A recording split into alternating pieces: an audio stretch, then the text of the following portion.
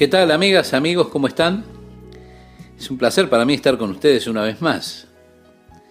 Este versículo 13 dice: en él también vosotros, habiendo oído la palabra de verdad, el evangelio de vuestra salvación, y habiendo creído en él, fuisteis sellados con el Espíritu Santo de la promesa.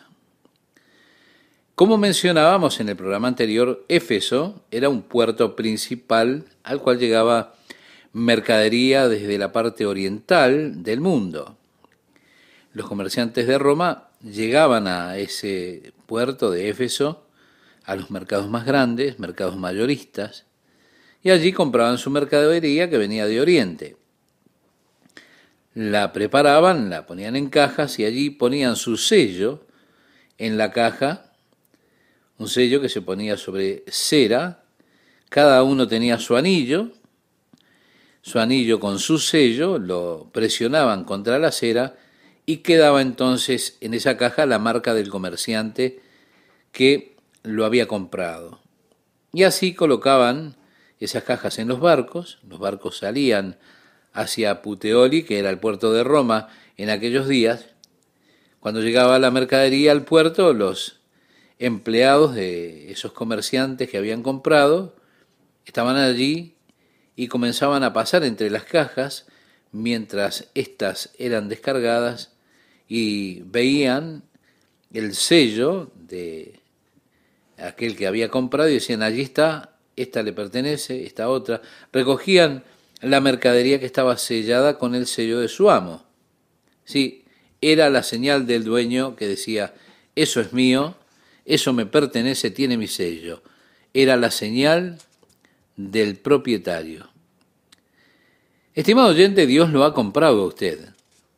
Después que usted creyó en Jesús, que usted confió en Él, Dios fue un paso más allá y colocó sobre usted, sobre mí, su sello de propiedad. Y quiero decirle algo: esto a usted le da absoluta seguridad. Dios lo ha sellado. Dios me ha sellado.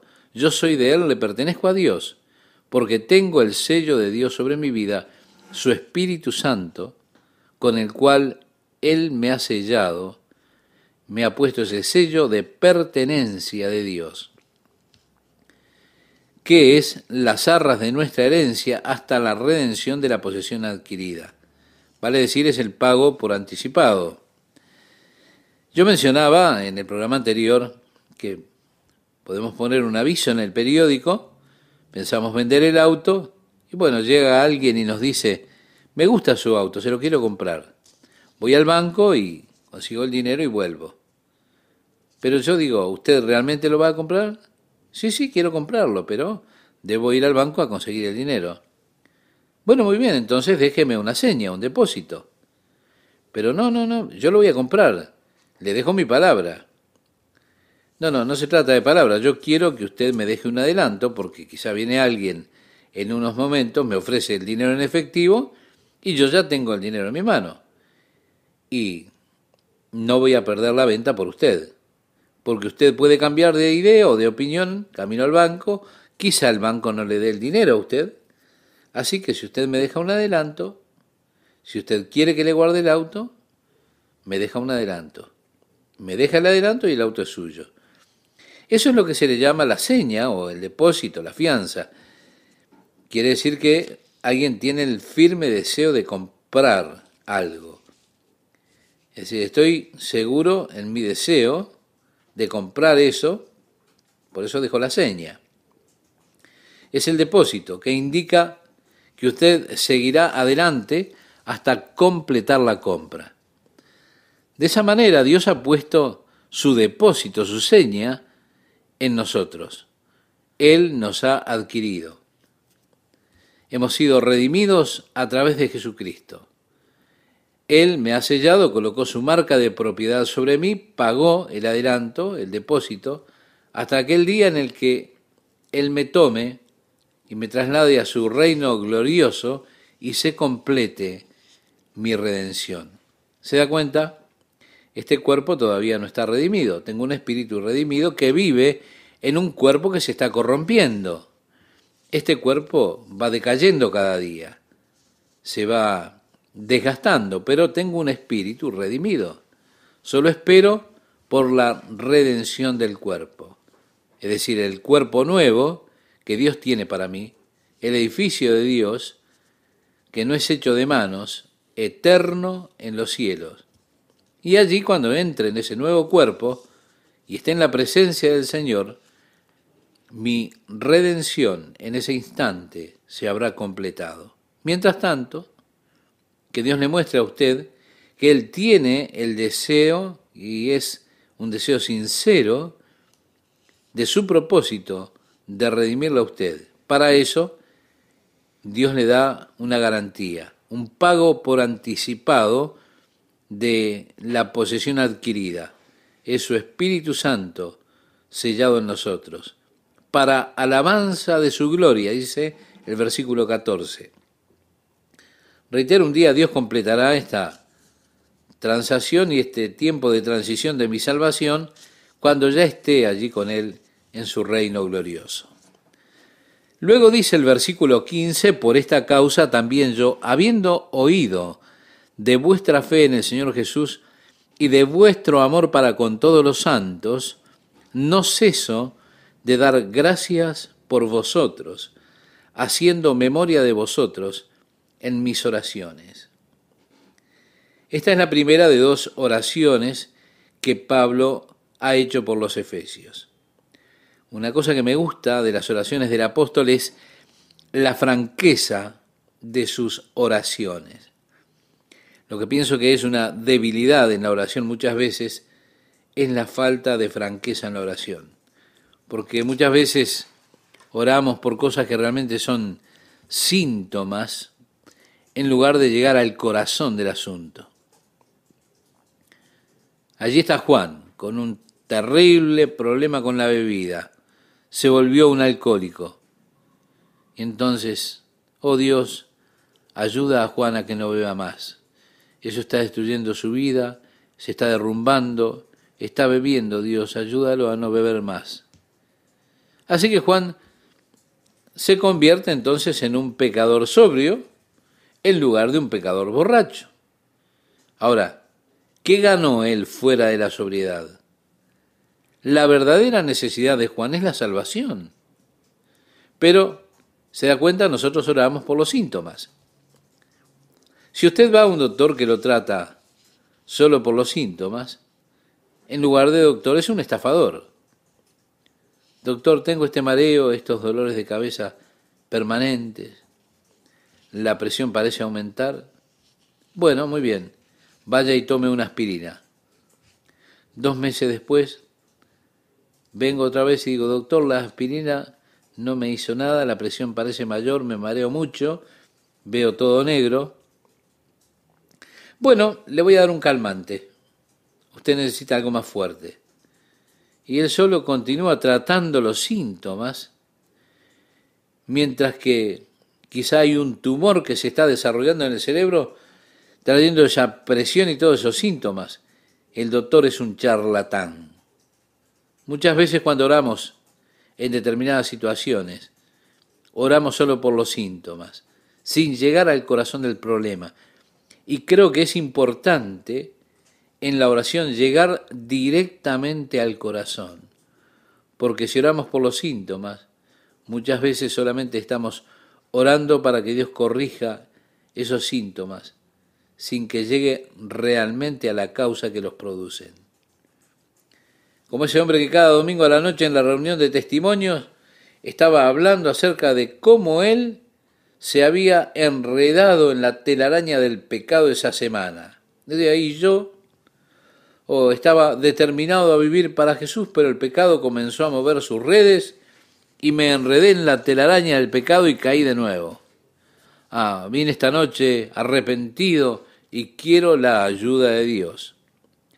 Cada domingo el mismo testimonio, atrapado en la misma telaraña, y me atrapó y caí de nuevo. Hasta que finalmente en una ocasión este hombre estaba dando su testimonio Y otro hermano sentado junto a él dijo, oh Dios, mata a la araña. Eso es llegar al corazón del asunto. Tratamos tantas veces con asuntos periféricos, en lugar de llegar al corazón del problema, el apóstol en sus oraciones llegaba al corazón del asunto. Y es por eso que me encantan las oraciones de Pablo. ¿Qué es lo que está orando por ellos? En primer lugar, para que el Dios de nuestro Señor Jesucristo, el Padre de gloria, os dé espíritu de sabiduría y de revelación en el conocimiento de Él.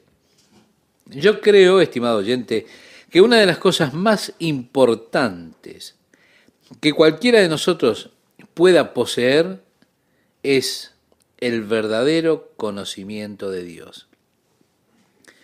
Porque hay muchos falsos conceptos acerca de Dios. Usted no puede conocer a Dios buscando. Eso es lo que le decía Elifaz, el temanita, a Job. ¿Quién puede buscando encontrar a Dios? Usted no puede. Dios se ha revelado a sí mismo y es solo por revelación que usted puede conocer a Dios en verdad. Solamente cuando el Espíritu de Dios abre su corazón a la revelación es que usted puede en verdad comprender a Dios. Usted no puede, mediante una búsqueda intelectual, llegar a entender a Dios. Se necesita la revelación del Espíritu de Dios. Ningún hombre puede llegar al Padre Dios a menos que el Espíritu lo guíe. Ningún hombre puede comprender realmente al Padre. El hombre natural no puede comprender las cosas de Dios, las cosas del Espíritu. No las puede conocer. Se disciernen espiritualmente. Dios es Espíritu. Aquellos que lo adoran a Él deben adorarlo en espíritu y en verdad. Y es una imposibilidad para el hombre natural. Se necesita la obra del Espíritu de Dios en el corazón, el espíritu de revelación en la sabiduría y en el conocimiento, el entendimiento de Dios. Pablo oraba que Dios pudiera revelarse a Él mismo, a ellos, por el Espíritu Santo. Es la única ayuda, la única esperanza que tenemos para conocer a Dios, es por medio de la revelación del Espíritu Santo. Y agregó, alumbrando los ojos de vuestro entendimiento para que sepáis cuál es la esperanza a que Él os ha llamado. Recuerde, estimado oyente, lo primero por lo que Pablo oró, él estaba diciendo que fue escogido en Él, en Cristo. Dice, oh, si usted solo supiera lo que es la esperanza para aquellos que Dios ha llamado para ser sus hijos, usted nunca tendría problemas con la muerte nuevamente. Usted ya no tendría miedo a la muerte. Usted no andaría por allí lamentándose por un hijo de Dios que murió si usted tan solo supiera lo que es la esperanza de nuestro llamado. Nosotros tenemos conceptos peculiares de la muerte y decimos, qué pena, era tan joven, tenía toda la vida por delante, qué tragedia que se haya ido tan pronto. Y eso ocurre porque usted no conoce la esperanza del llamado del creyente. Tragedia para nosotros tal vez, porque lo vamos a extrañar, pero no tragedia para Él. Él ya está allí en la presencia del Señor, ya no tiene que pasar más por todo este sufrimiento que tiene este mundo, esta tierra. La vida en esta tierra es todo un infierno. Sí, para aquellos que no son salvos, la vida aquí en la tierra es todo el cielo que ellos van a conocer. Pero para aquel que es creyente, este mundo es agobiante.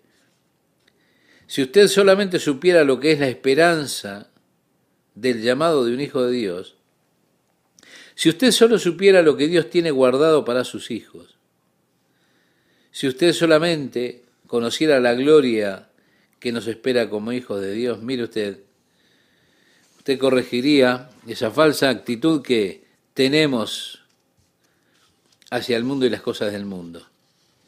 Ahora, Pablo, en lugar de decir, oh Dios, ellos se están enredando tanto en las cosas del mundo, ayúdalos a separarse de esas cosas. No, Él solo ora por el corazón del asunto.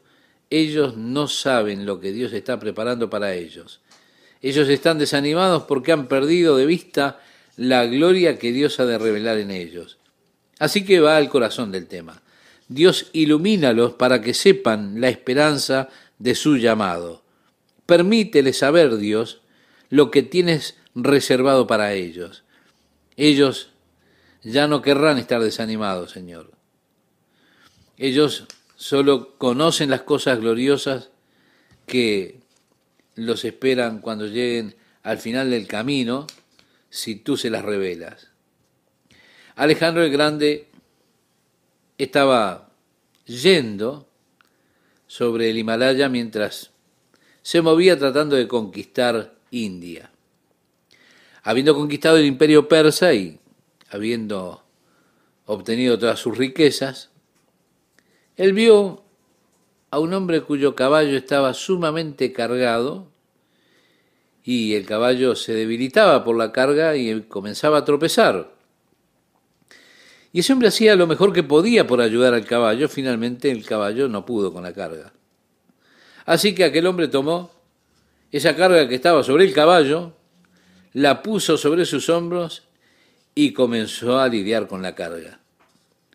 Alejandro el Grande sintió curiosidad y fue y preguntó qué era lo que llevaba en esos sacos que estaba llevando allí en sus hombros.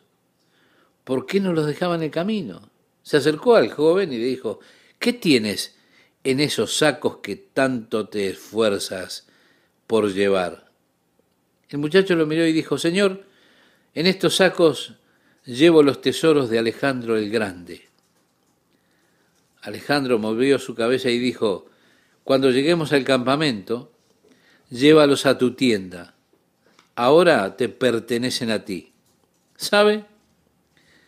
Esa carga se volvió más liviana, de repente ya no eran tan pesadas. ¿Por qué? Porque ese muchacho ahora decía, esto es mío, ¡wow! El Señor dice, cuando lleguemos al campamento, todo será tuyo. He ahí la esperanza de su llamado, esas gloriosas y eternas riquezas del reino de Dios. Cuando nos damos cuenta de lo que Dios tiene preparado para nosotros, bueno, yo le digo a usted que esto es lo que me da la fuerza, la energía, el valor y todo lo que necesito para seguir adelante. Si usted solamente supiera la esperanza de su llamado, si usted supiera. Dice además, ¿y cuáles las riquezas de la gloria de su herencia en los santos? Y esto es interesante.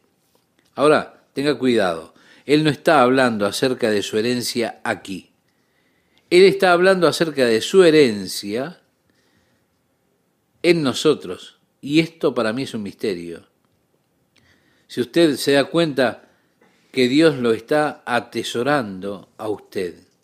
Nunca pensé mucho acerca de esto. He pensado mucho acerca de mis tesoros en Dios. Recuerde cuando dijo Jesús, el reino de los cielos es como un hombre atravesando un campo y descubre un tesoro. En el Evangelio de Mateo, capítulo 13, versículo 44. Bueno, cuando usted atribuye esta parábola, el tesoro allí se torna a usted. Y la persona que da todo para comprar el campo, el mundo, de manera de obtener el tesoro que es usted, es Jesús. Es que Él lo valora tanto que dio su vida para redimirlo, para adquirirlo a usted. Usted es su tesoro. Lo dijo Pedro, nosotros somos su peculiar tesoro. Sí, el tesoro de Dios. Si usted tan solo se diera cuenta que es el tesoro de Dios, usted nunca más se habría de rebajar otra vez. Nunca más se menospreciaría. ¡Hey! Yo soy el tesoro de Dios, la herencia de Dios. Ese es el valor que me da Dios. Personalmente yo no creo que Él esté ganando mucho conmigo, pero me gusta que a Él le guste. Las riquezas de la gloria de su herencia en los santos. Entonces, si usted solo conociera el tremendo poder que Dios ha puesto a su disposición en su vida. Dice, ¿y cuál la supereminente grandeza de su poder para con nosotros los que creemos, según la operación del poder de su fuerza? Sí, mi amigo, mi amiga, si usted solamente conociera esa fuerza que está disponible para usted como hijo de Dios, los recursos de Dios son ahora suyos. Todos se han vuelto suyos. Oh Dios, decía Pablo, ayúdalos a darse cuenta de los recursos que ellos tienen si tan solo claman a ti.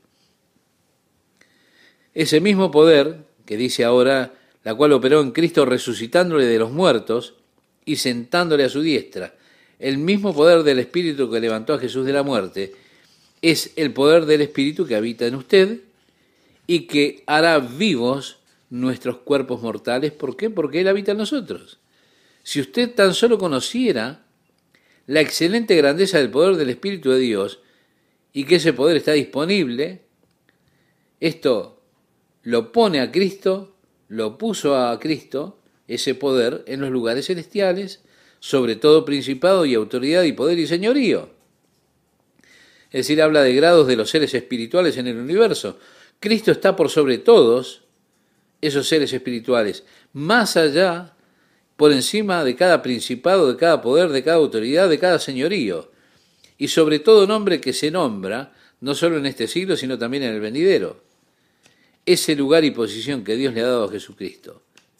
Cuando lleguemos a la carta a los Filipenses, encontraremos que Dios también lo ha exaltado a Él, dándole un nombre que es sobre todo nombre, para que ante el nombre de Jesús se doble toda rodilla y toda lengua confiese que Jesucristo es el Señor, para la gloria de Dios el Padre.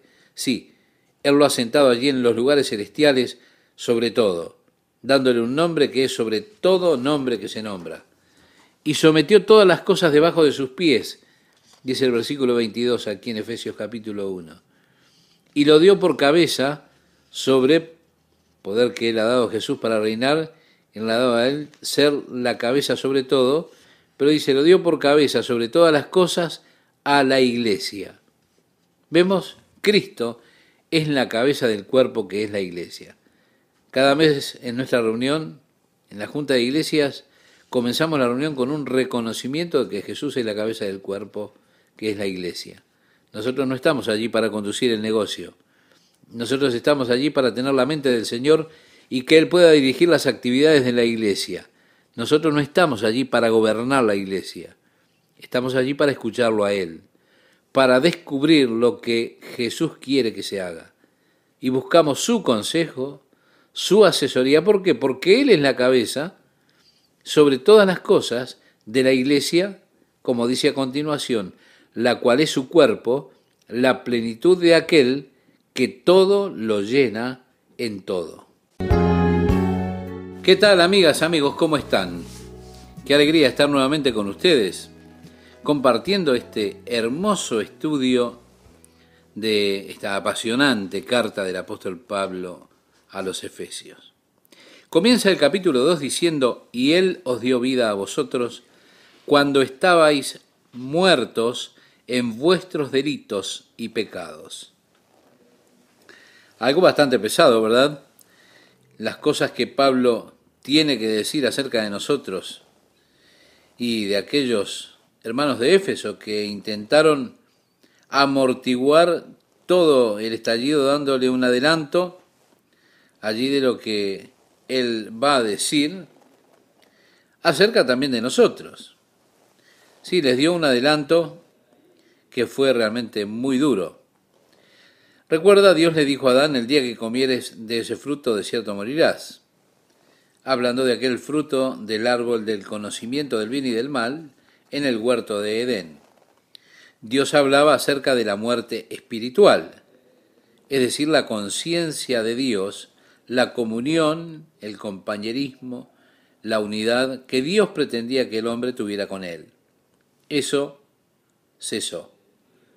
Porque Dios es espíritu.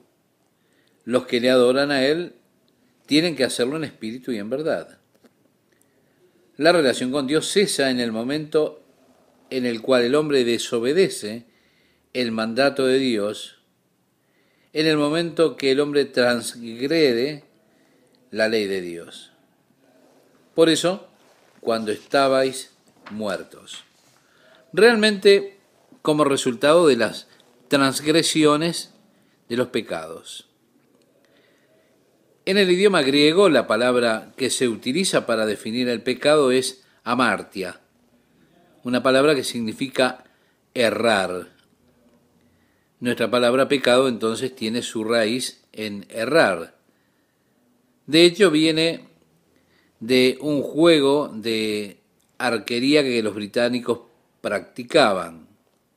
Ellos colocaban un aro sobre un mástil, cada hombre tomaba su aljaba de flechas, su arco y lanzaba esas flechas para que pasaran a través del aro uno a la vez.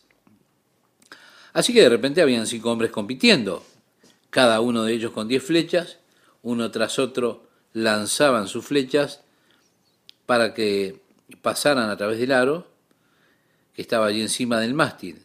Ahora, si un hombre fallaba el tiro, entonces era llamado pecador, había pecado, y él debía regalarle las bebidas a los demás. ¿Por qué? Porque él era un pecador, es decir, había errado al blanco. Bien, por la misma raíz de la palabra, indica que también es cierto que es posible ser un pecador sin querer serlo.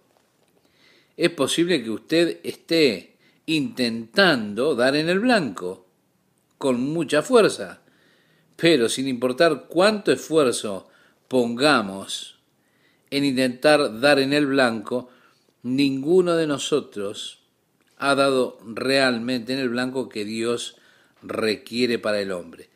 Todos hemos pecado, todos hemos errado al blanco, errado al objetivo de la gloria de Dios. Ahora, algunos tal vez estén más cerca que otros. Si decidimos continuar con el tema, vamos por un canal navegando y allá por la mitad del canal empieza a hacer agua, el bote en el que vamos comienza a hundirse. Bueno, algunos quizás no saben nadar y se hunden con el bote. Otros que son aficionados a la natación tal vez puedan nadar un poco, luego se hundirán. Otros que son más nadadores, son fuertes, quizá naden 1 milla o 2 antes de hundirse. Por ahí encontramos un maratonista en ese grupo que llega a acercarse a la orilla y finalmente también se hunde. De todas maneras, todos hemos errado, nadie lo ha logrado. Eso es lo que dice Dios a cada uno de nosotros. Ustedes tal vez estén más cerca que otros, pero todos hemos errado al blanco de la gloria de Dios. Todos hemos pecado. No hay justo ni aún uno, nos dice la palabra de Dios. Y eso significa que todos, sin excepción, necesitamos ayuda. Ninguno de nosotros lo puede hacer por sí mismo. El blanco que Dios ha establecido para usted es la perfección. Así leemos en el Evangelio de Mateo, capítulo 5, versículo 48. Sed, pues, vosotros perfectos, como vuestro Padre que está en los cielos es perfecto.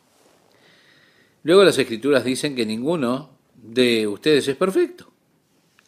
Ahora, ¿usted está de acuerdo con eso o no? Si no lo está, seguramente su esposa sí.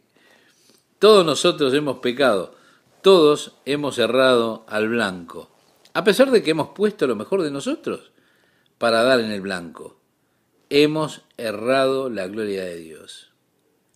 Como resultado, dice la palabra de Dios, el alma que pecare, esa morirá. La paga del pecado es la muerte, escribía el apóstol Pablo a los romanos.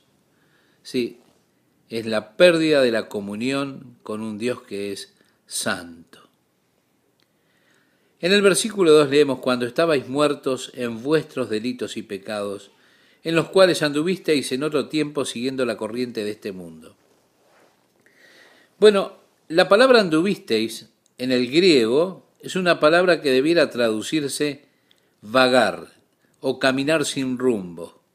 Es decir, cuando usted ve a una persona caminando, usted supone que va a algún lugar, que tiene un propósito en su mente. Ahora, cuando usted ve a una persona caminando sin rumbo, a usted le da la impresión que no está yendo realmente a ninguna parte, que no tiene ningún propósito al caminar, como que anda errante, vagando. Así esta palabra griega vagar es la palabra que el apóstol utiliza aquí y que se traduce andar o anduvisteis.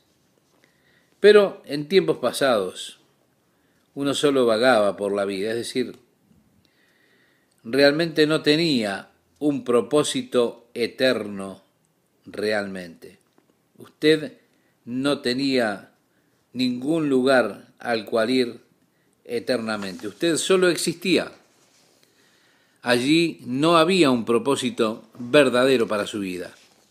En tiempos pasados, usted vagaba de acuerdo a la maldición de este mundo o la corriente de este mundo.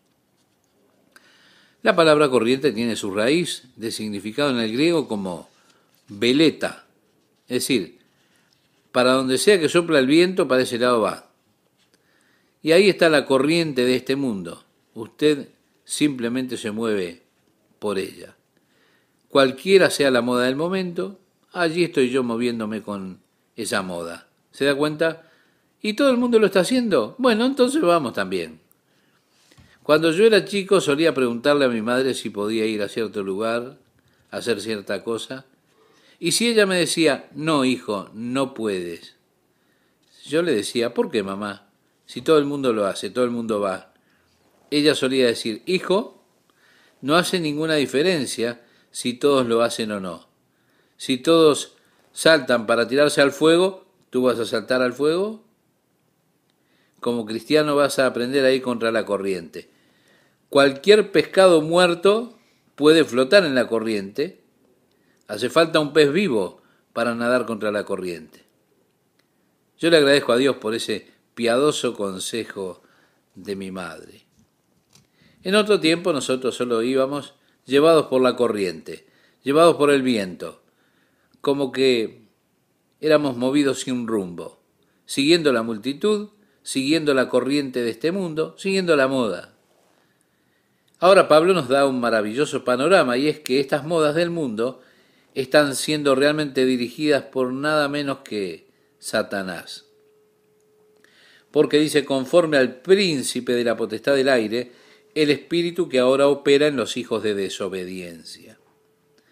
Bien, puede que haya existido un tiempo en la historia del mundo en el cual una persona pudo haber cuestionado el hecho de que Satanás estaba detrás de la corriente o maldición del mundo. Ahora, no creo que eso se cuestione mucho en este tiempo. Cuando observamos la corriente de este mundo y vemos cómo van las cosas, cuando observamos las últimas estrellas del rock, los últimos ídolos, es tan obvio que están en esclavitud, que están en cadenas, es tan obvia la crueldad y la maldad que los inspira. En Copenhague vimos unos afiches por toda la ciudad, afiches que tenían las fotos de un hombre joven, con sangre por todo su cuerpo, atado con cadenas y con letras grandes decía, sin escape. ¿Se da cuenta? Ese es el mensaje de los jóvenes de Europa hoy. No hay salida, hay esclavitud. El mundo se va al precipicio y no hay escape. Ese es el mensaje del mundo para el mundo de hoy. Decía el apóstol, ¿cómo escaparemos nosotros si tuviéramos en poco una salvación tan grande? Sí, gracias a Dios hay un escape. Y ese escape es provisto por Jesucristo. Es la gloriosa salvación que Él nos ha traído, que Él nos ha dado. Ahora, fuera de Cristo, que es el mensaje verdadero, no hay otra salida. Aquellos que quieran rechazar a Cristo, el mensaje ese es verdadero, no hay escape. Satanás está detrás de todas las modas del mundo, las tendencias, dirigiendo, orquestando las fuerzas destructivas que vemos que se difunden en nuestra sociedad. No podemos negar el incremento de la inmoralidad, de la pornografía, la aceptación del aborto y las malas costumbres sexuales. Otras tendencias que vemos, Satanás está detrás de ellas orquestando mientras él guía al mundo derecho al infierno. Nosotros en un tiempo estuvimos siguiendo esa corriente. Estábamos muertos en nuestras transgresiones o en nuestros delitos y pecados, viviendo una vida sin propósito, siguiendo la tendencia de este mundo que fue establecida por Satanás. Qué imagen tan triste, tan trágica, es la del hombre separado de Jesucristo. Es interesante para mí como muchas veces las personas temen a la voluntad de Dios. Habiendo caminado en la voluntad de Dios, yo no puedo comprender por qué un hombre pueda tener temor de eso. Pero Satanás le ha mentido tanto a las personas acerca de Dios, acerca de la naturaleza de Dios, que ha hecho que las personas muchas veces teman someter sus vidas a Dios. Cuando yo era niño, crecí en una iglesia, escuchando muchas veces a las personas decir: ten cuidado en lo que dices, que tú no vas a hacer, porque eso es exactamente lo que Dios hará que tú hagas. Y Dios era casi como un cuco para nosotros. Usted dice que no va a hacer algo, bueno, solo espere. En el momento que usted rinda su vida a Dios, eso es lo que Dios querrá que usted haga. Mire, yo tenía miedo de rendir mi vida a Dios. Había muchas cosas que yo no quería hacer. Yo tenía temor de que Dios iba de repente a comenzar a pedirme que hiciera todas aquellas cosas desagradables que yo había dicho que nunca haría. Que si mi hijo viniera y me dijera: papá, he estado pensando, yo realmente he tenido una buena vida. Siempre has provisto un techo sobre mi cabeza. Siempre has puesto comida en nuestra mesa. Siempre he tenido ropa para vestir. Realmente aprecio todo lo que me has dado, papá, todo lo que has hecho por mí. Y para mostrar mi aprecio, papá, pensaba que hoy quería venir y hacer todo lo que tú quisieras que hiciera, que trabajara aquí para ti. Cualquier tarea que tengas para mí. Quiero pasar el día contigo y hacer cualquier cosa, cualquier trabajo que tú quieras. Ahora, como padre, ¿usted cree que de repente yo pensaría: muy bien, tengo a este chico donde quiero, he pasado trabajo queriendo sacar todo el pasto del fondo, así que voy a aprovechar que está aquí y lo voy a poner a trabajar? Entonces yo diría: muy bien, comienza por el fondo con esos yuyos, cuando termines con eso limpia los tachos de basura. ¿Usted cree que yo podría pensar en cada tarea sucia, miserable de mi casa para pedirle a mi hijo que lo hiciera cuando él viene con esa actitud? Bueno, si usted cree que yo podría pensar eso, entonces usted no me conoce. Quiero decirle una cosa: yo estaría tan asombrado que uno de mis hijos viniera y me dijera algo de eso, que estaría gratamente sorprendido. Yo haría de ese día uno de los mejores días de mi vida. Un día que él quisiera compartir con su padre. Bueno, ¿por qué no vamos a la playa y nos pasamos surfeando un poco? Tal vez podamos pasar en la playa a la tarde. Yo pensaría en esas cosas que realmente disfrutaríamos juntos. Estaría tan feliz que él quisiera hacer algo para alegrarme, que yo querría hacer de ese día el gran día. Permítame preguntarle, ¿usted cree que nuestro Padre Celestial es diferente? ¿Cree usted que cuando finalmente usted venga a Él y le diga: Padre, me doy cuenta de lo bueno que has sido conmigo, tú que has hecho tanto por mí, me has bendecido tanto, yo solo quiero hacer lo que tú quieras que haga, Padre, quiero entregar mi vida a ti? De alguna manera tenemos la impresión de que Dios va a sacar todas esas cosas sucias que nosotros habíamos dicho que nunca haríamos y nos diría, muy bien, comienza por esto. Y que Dios nos pondrá encima alguna tarea muy pesada solo porque nos hemos sometido a su voluntad. Mi amigo, no es así. Si usted piensa así, usted no conoce al Padre Celestial. Usted tiene un concepto totalmente equivocado y aún blasfemo de Dios. Él solo se deleita en pasar los días con usted. Se deleita cuando Él lo ve a usted feliz y gozoso. Dios quiere verlo enriquecido en todas las cosas en Cristo. Por otro lado, Jesús dijo acerca de Satanás que Él vino para hurtar, matar y destruir. El propósito de Satanás para usted es su destrucción. Así que mientras Él está guiando el curso del mundo, lo guía en una carrera destructiva. Es un curso, un camino que lleva a la destrucción. Aún así, las personas siguen en ese camino, sin preocuparse, sin considerar nada. Oh, amigo, háblame después. Yo estoy pasándolo genial, como para preocuparme de hacia dónde lleva este camino. Parece que no les importa nada seguir haciendo la voluntad de Satanás que los guía a la destrucción final. Mientras usted habla acerca de esto, muchos dicen, bueno, tal vez cuando esté en mi lecho de muerte voy a considerar entregar mi vida a Dios, pero no, ahora estoy muy ocupado, me estoy divirtiendo. Yo no quiero comprometer mi vida ahora con Dios. ¿Qué concepto equivocado tienen las personas de lo que significa rendir la vida a la voluntad de Dios? Porque una vez que la persona lo hace, Jesús decía, me complazco en hacer tu voluntad, oh Señor. Si se vuelve un placer, un deleite, el estímulo de la vida. Ahora, las personas que nos observan no pueden comprender eso, porque ellos no saben lo que sucede adentro. ¿Quieres decir que tú vas a la iglesia los domingos y escuchas un estudio de la Biblia, amigo? Ellos no conocen el gozo que nosotros tenemos de la presencia del Señor mientras le adoramos, cuando cantamos de nuestro amor y nuestras alabanzas, nuestro agradecimiento a Dios.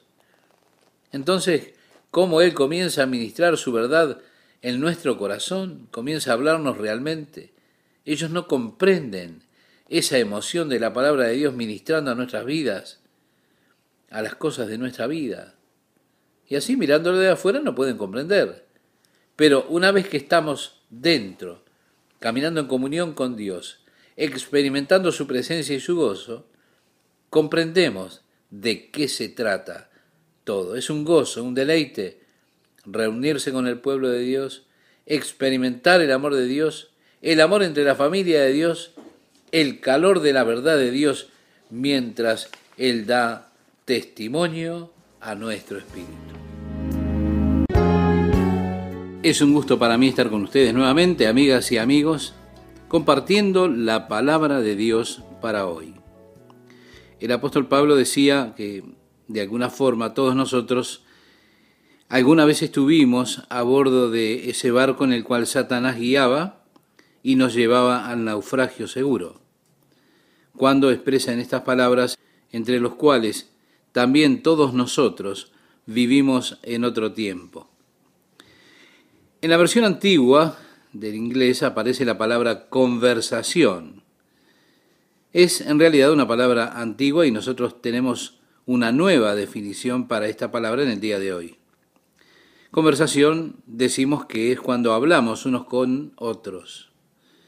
Pero esta palabra inglesa antigua, que se traduce conversación, no nos da realmente el verdadero significado de la palabra griega, que hace referencia a nuestra manera de vivir. No se trata solo de nuestro hablar, es todo nuestro modo de vivir, entre los cuales también todos nosotros vivimos en otro tiempo. ¿Cuál era entonces nuestro estilo de vida o en qué forma vivíamos? ¿Qué clase de vida estábamos viviendo? Sí, estábamos viviendo, como dice a continuación, en los deseos de nuestra carne, haciendo la voluntad de la carne y de los pensamientos, y éramos por naturaleza hijos de ira lo mismo que los demás. Es decir, vivíamos en la naturaleza más baja que tenemos, que es la naturaleza animal, según los deseos de nuestra carne, según los deseos de nuestra mente. Estas son las cosas que motivaban nuestra vida, las cosas que gobernaban nuestra vida en el pasado. Sí, mi amigo oyente, mi vida estaba gobernada y dominada por los deseos de mi carne y los deseos de mi mente. Y así pasaba mi vida intentando satisfacer mis deseos carnales. El rey Salomón decía, cuando él estaba intentando encontrar el significado de la vida, cómo fue que él persiguió tantas direcciones, siguió tantos caminos diferentes. En primer lugar, él pensó que estaría en las riquezas, el significado de la vida, lo que muchas personas creen también en nuestros días. Pero Salomón dijo, miré toda la riqueza y dije, el hombre rico muere como el pobre. Esto es vanidad. Así que me entregué al entendimiento y a la sabiduría y dije, la respuesta debe estar en el conocimiento. Pero dije, así como muere el hombre sabio, lo hace el necio, esto también es vanidad, no satisface. Luego dijo, debe estar en vivir grandes momentos. Así que me entregué a mí mismo a construirlos. Construí todos esos grandes monumentos alrededor de Jerusalén y observando todos esos grandes edificios dije, esto también es vanidad, no satisface. Finalmente concluyó que la vida era vacía y frustrante, que no hay nada valioso debajo del sol. Concluyó como que es mejor emborracharse, es decir, bombardearse a uno mismo, porque no hay nada más, es demasiado doloroso intentar enfrentar la realidad. Es la filosofía que muchas personas han adoptado en el día de hoy. Han probado de todo, se han hastiado de todo. La realidad no tiene esperanza para ellos. Ahora, ¿no es esto lo que la filosofía existencial declara? Usted solo espera poder tener alguna clase de experiencia satisfactoria de verdad, porque si usted enfrenta la realidad, la verdad no existe. De esa forma usted termina desesperado. Y allí andábamos todos nosotros, yendo con la multitud, mientras ellos intentaban satisfacer los deseos de su carne y los deseos de su mente.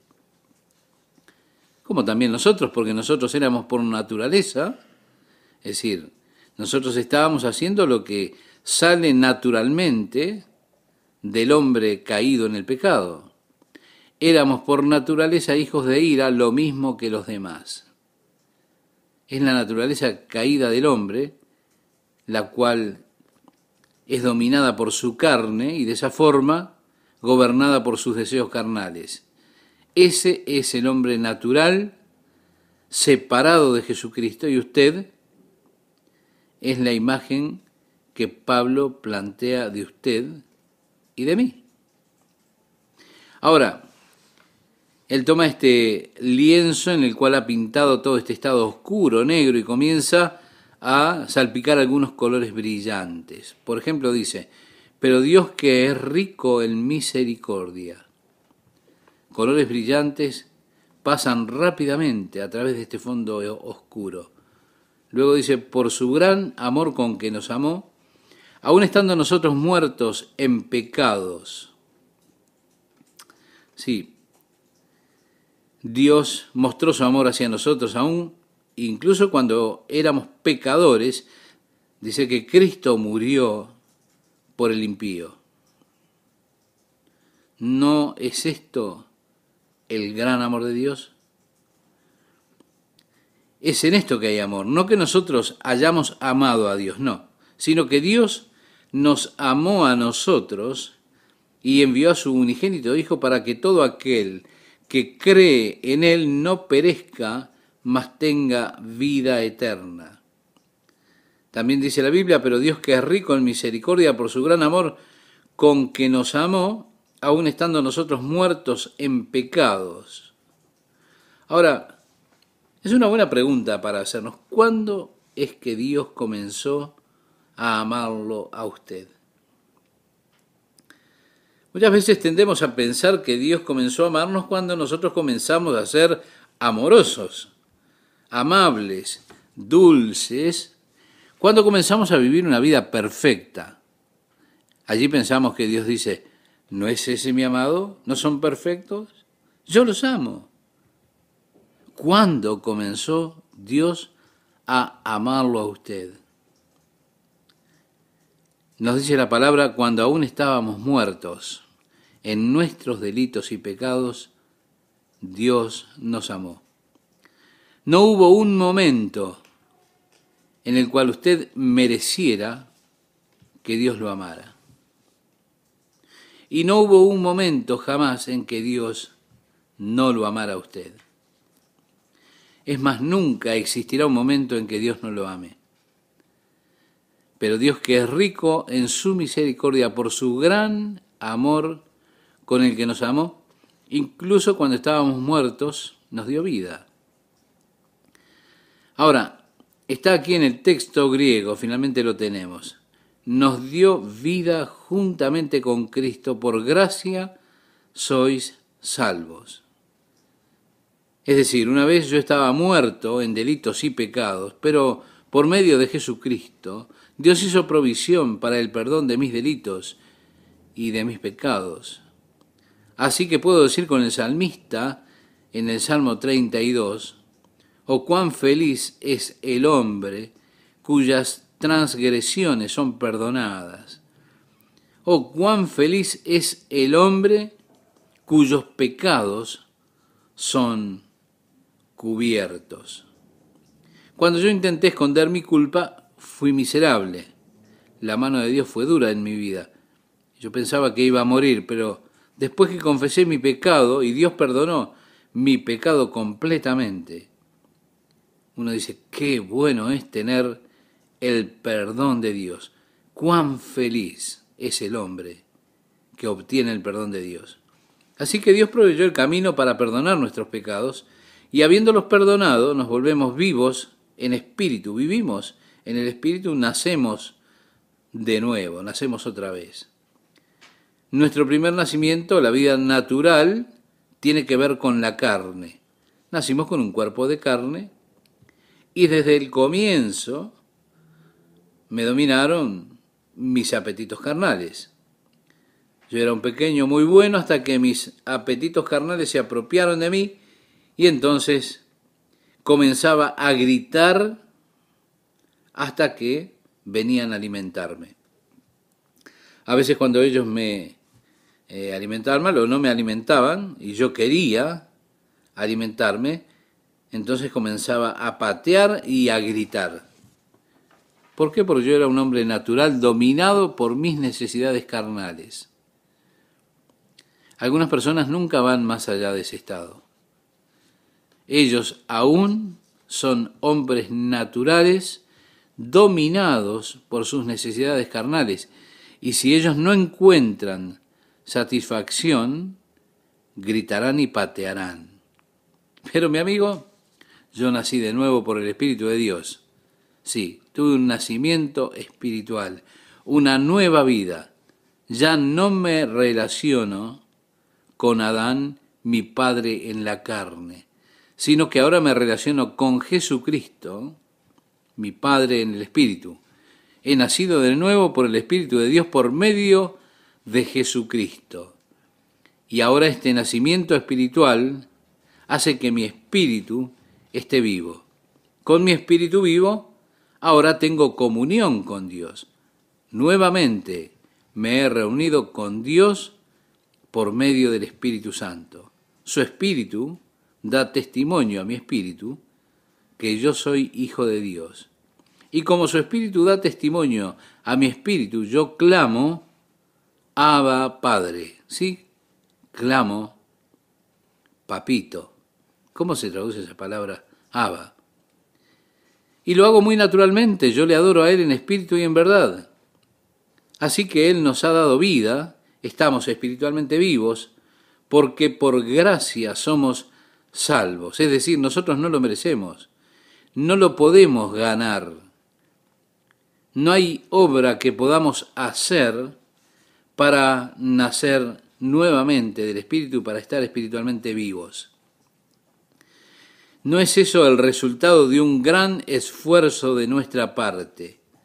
No es el resultado de matar al dragón de 7 cabezas y tomar las 3 manzanas doradas, no, sino que es por gracia.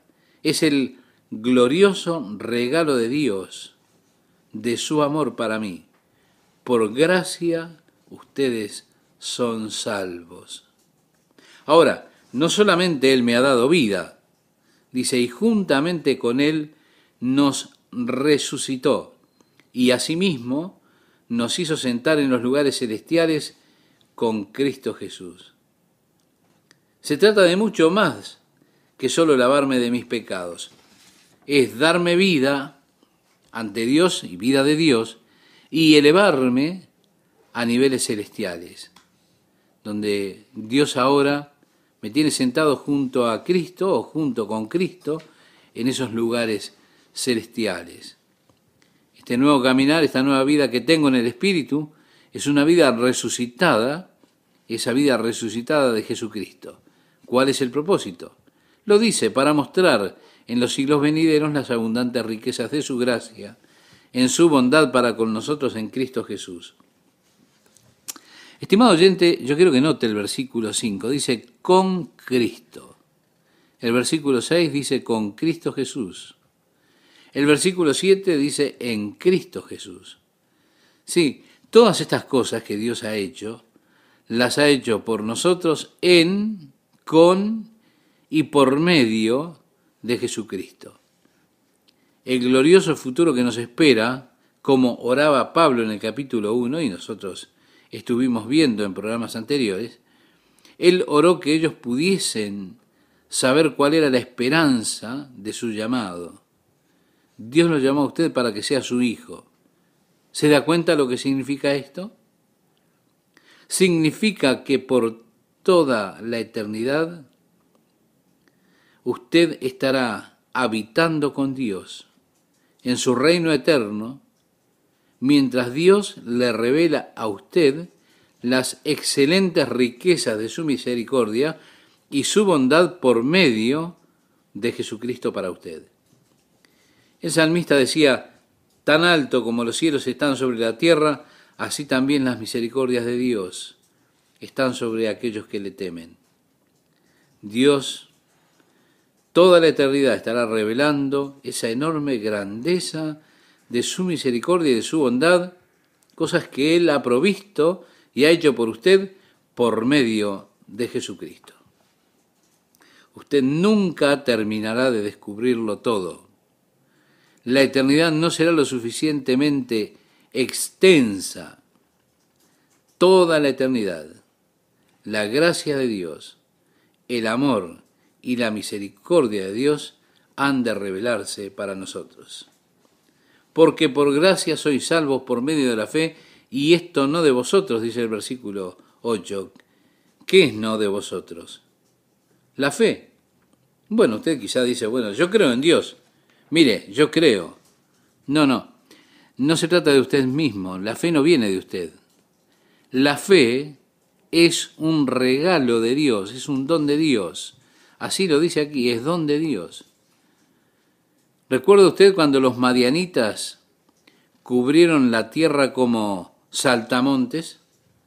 Arrancaban las cosechas de los hijos de Israel, escondían su comida en cavernas. Gedeón estaba en una cueva trillando el trigo para esconderlo de los madianitas, y el ángel del Señor se le apareció y dijo, Gedeón, sal con poder y libera a los hijos de Israel de la opresión de los madianitas. Y él dijo, ¿quién eres tú? tenés el domicilio equivocado. Mi padre no es nadie y yo soy el último en la casa de mi padre. Seguramente no me debes estar buscando a mí. El Señor le dijo, sí, es a ti. Gedeón dijo, bueno, a mí me gustaría estar seguro de eso. Déjame poner un vellón de lana y en la mañana, si está mojado y el resto del pasto seco, entonces sabré que eres tú. A la mañana el vellón estaba mojado y el piso estaba seco. Gedeón dijo, bueno, quiero asegurarme acerca de esto. Mañana en la mañana, que el suelo esté mojado y el vellón seco. Y a la mañana, cuando sucedió eso, entonces Gedeón se dio cuenta de que era Dios. Hizo sonar la trompeta en Israel, reunió a 32.000 hombres para enfrentar a 135.000 madianitas. Y Dios dijo a Gedeón, los hombres que están contigo son muchos, porque conozco los corazones de este pueblo. Y si yo quiero entregar a los madianitas en manos de 32.000, ellos se glorificarán a sí mismos. Así que sal y diles a todos los hombres que tengan miedo de ir a la guerra, que se vayan a su casa. Gedeón salió y enfrentó a sus tropas y dijo, muy bien, todos ustedes que tengan miedo de ir a la batalla se pueden ir a casa. 22.000 de ellos se dieron vuelta y se fueron. Así que quedó solamente con 10.000 para enfrentar a 135.000 madianitas. El Señor le dijo a Gedeón, los hombres que están contigo son muchos. Yo conozco el corazón de este pueblo, si yo entrego a los madianitas en mano de 10.000 hombres, se han de enorgullecer y se glorificarán a ellos mismos. Llévalos al río y que beban agua, y todos aquellos que se agachen y pongan su rostro sobre el agua, envíalos a casa. Aquellos que tomen el agua con sus manos para beberla, con esos yo entregaré a los madianitas en las manos de Israel. Bueno, Gedeón los llevó al río. 9.700 se arrodillaron y pusieron su rostro en el agua y comenzaron a beber. Y solo 300 de ellos tomaron el agua con sus manos. Así que Gedeón tomó a estos 300. Ahora, ¿cuál era el propósito de Dios? Librar a los hombres de glorificarse a sí mismos con lo que Dios iba a hacer. Mi amiga, mi amigo, Dios ha hecho algo maravilloso por nosotros. Nos ha traído la salvación, la vida eterna, y no quiere que nos jactemos que lo hemos hecho nosotros. De hecho, Él no quiere que ninguna carne se gloríe en su presencia. Así que incluso la fe por la que somos salvos no es nuestra. Dios nos la ha dado a nosotros como un regalo. Como dice aquí, porque por gracia sois salvos por medio de la fe, y esto no de vosotros, pues es don de Dios, no por obras para que nadie se gloríe.